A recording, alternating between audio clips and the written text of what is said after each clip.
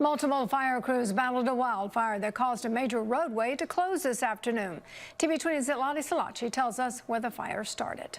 Feel good about the situation. I'm glad we was able to stop it pretty quick. On Tuesday afternoon, Florida Highway Patrol troopers and Alachua County Sheriffs deputies closed U.S. Highway 301 due to a 45-acre wildfire. Its smoke made visibility difficult. The fire happened just south of Hawthorne near Alachua Lake. Within 2 hours, we had this fire contained to 70%. We just completed a burnout operation of about 5 acres. That was done to make sure this fire doesn't cross U.S. Highway 301. Alachua County Fire, Melrose Fire, Cross Creek, and the St. Johns River Water Management District assisted the Florida Forest Service with the flames. And officials are warning those who are driving because the smoke continues to linger on in the air. Multiple dozers here on site to put in the containment lines.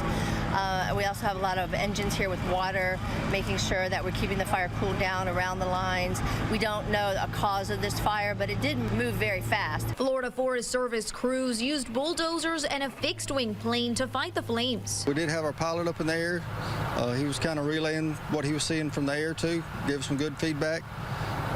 Kind of knew what the fire was doing before we got here, so we had a good plan in place. Florida Department of Transportation officials then put signs nearby to warn drivers about the smoke. Officials say no major damage was caused to the homes nearby and no injuries have been reported. They will be investigating the cause of the fire. Alachua, TV 20 News.